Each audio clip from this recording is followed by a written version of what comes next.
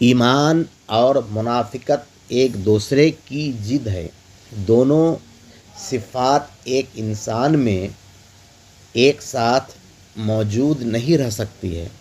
دیوبندی کی منافقت روشن ہے۔ وہ جس عمل کو بدعت کہتا ہے وہی عمل اس کے اکابر نے اپنی تصانیف میں جائز و مستحب لکھا ہے، اور وہ اس اکابر کو علماء حق میں بھی تسلیم کرتے ہیں، اور اس عمل کو کرنے والے کو بدعتی بھی کہتے ہیں۔ سوال یہ نہیں ہے کہ وہ عمل بدعت ہے کہ نہیں، بلکہ سوال یہ ہے کہ اگر یہ عمل بدعت ہے تو اس عمل کو مستحب و مباح کہنے والا حق پہ کیسے ہوا؟ پہلے اس ویڈیو کو دیکھیں۔ اعوذ باللہ من الشیطان الرجیم، بسم اللہ الرحمن الرحیم۔ اللہم صلی علی سیدنا محمد وبارک وسلم، الصلاة والسلام علیکہ یا رسول اللہ وعلی آلکہ واصحابکہ یا سید یا حبیب اللہ۔ فتح و فریدیہ جلد 1 مجھے دے دو۔ فتح و فریدیہ کوئی پابندی نہیں، تم آزاد ہو ہم بھی آزاد ہیں، تم بھی آزاد ہو ہم بھی آزاد ہیں۔ مولانا نے کہا قرآن کی آیتیں ہیں۔ یہ فتح و فریدیہ، تم جواب نہ دو بیٹھ جاؤ۔ یہ فتح و فریدیہ ہے، نماز جنازہ کے بعد دعا کرنا جائز ہے، نماز جنازہ کے بعد دعا کرنا جائز ہے۔ فتاوی فریدیہ جلد 1 صفحہ 333۔ نماز جنازہ کے بعد دعا کرنا جائز ہے، بدعت نہیں ہے۔ نماز جنازہ کے بعد دعا مانگنا جائز ہے، بدعت نہیں ہے۔ اور یہ جلد نمبر 3 میں ہے، اگر کوئی یہ دعویٰ کرے کہ پیغمبر علیہ السلام نے اور سلف صالحین نے یہ دعا نہیں کی ہے تو یہ پیغمبر علیہ السلام پر افتراء ہے۔ مفتی فرید اگر کوئی یہ دعویٰ کرے کہ حضور نے دعا نہیں کی، صحابہ نے نہیں کی، یہ بہتان ہے، افتراء ہے، کسی کتاب میں نہیں لکھا۔ یہ فتاوی فریدیہ اور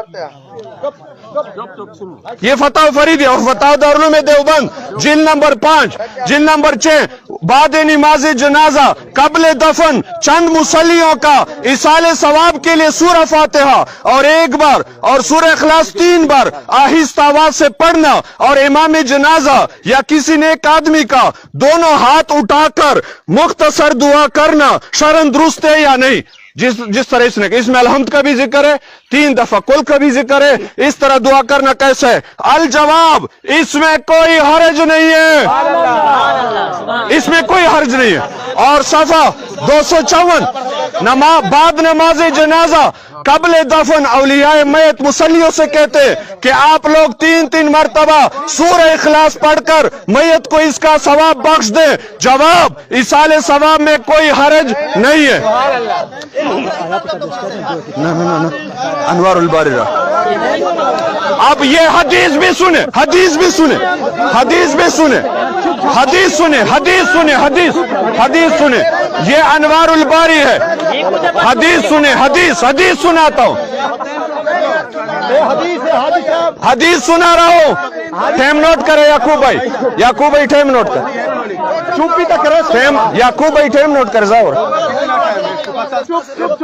یہ میرے ہاتھ میں انوار الباری شرح صحیح البخاری، علماء دیوبند کے بہت بڑے محدث امام العصر علامہ سید محمد انور شاہ کشمیری، حدیث حضور کی ہے، اور حدیث سے ثابت کیا ہوا؟ یہ علماء دیوبند کا وہ مسئلہ ہے جس نے حدیث سے نکالا، میں نے نہیں نکالا۔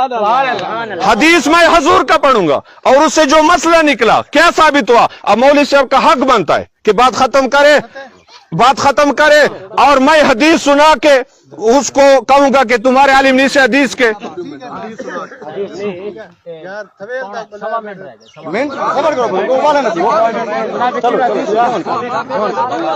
سوا منٹ والے باقی، سوا منٹ۔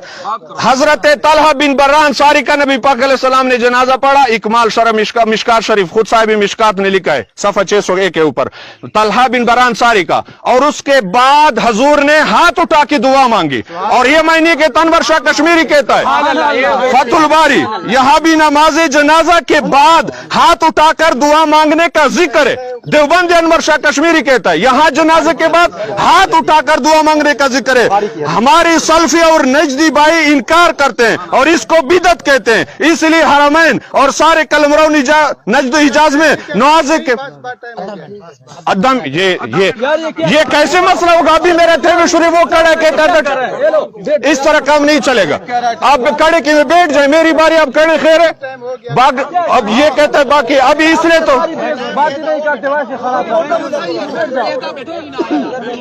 कुछ आता नहीं है। बार बार को बुखारी शरीफ की हदीस है, एक बुखारी शरीफ की हदीस क्यों न ले? नहीं बुखारी शरीफ हदीस अनवर शाह ने मना नहीं, एक मिनट समझ रहे? नहीं, मैं एक बात, मेरा टाइम चलो खत्म, लेकिन एक दफा वो उसने मेरे टाइम को जाया किया, 1-2 मिनट जाया हो गया मेरा। अभी मेरा टाइम बाकी 3 मिनट टाइम के लिए हमने इन 2 बंदे को बैठे हुए, ये मुझे कह रहे टाइम खत्म है। आप मुनाजरा करने आए या टाइम बताने आए? आपका हक नहीं है, कुछ तो गुजारा करे। आप माशाल्लाह दाढ़ी सफेद हो चुकी है, अकल 40 साल पर कामिल हो जाता है। 1 मिनट, अब आप जो खड़े, मेरी तकरीर शुरू, आप खड़े हो गए, पता नहीं मैंने कहा जा रहे हैं या कोई मसला हो गया। तो ये 2 बंदे आपका भी साथ बैठा हुआ है, मेरा टाइम जाया किया। मुझे 1-2 मिनट जो जाया वो मुझे दोगे, मेरा टाइम जाया हुआ है। ठीक, नहीं, मैं वो हदीस पूरा करो, मैं पूरा करो।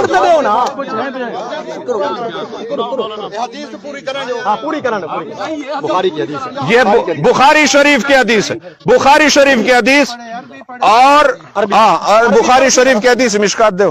ठीक है, बुखारी शरीफ की हदीस है। और तलहा अल्लज़ी क़ाल नबी सल्लल्लाहु अलैहि वसल्लम लम्मा माता व सल्ला अलैहि अल्लाहुम्मा अलका तलहा व अंत तदहकु इलैहि व यदहकु इलैक। या अल्लाह तलहा के साथ मुलाकात फरमा इस हाल में कि आप उससे राजी हो और वो तुझसे राजी हो। ये अनवर शाह कश्मीरी हदीस से क्या साबित हुआ? कहता है यहाँ भी नमाज जनाजा के बाद हाथ उठाकर दुआ मांगने का जिक्र है, जिसका हमारे सल्फी भाई और नजदी भाई इनकार करते हैं और इसको बिदत कहते हैं। इसीलिए हरमैन और सारे कलमराव नजदी हिजाज में नमाजों के बाद इज्तिमाई दुआ मौकूफ हो गई। टाइम हो गया।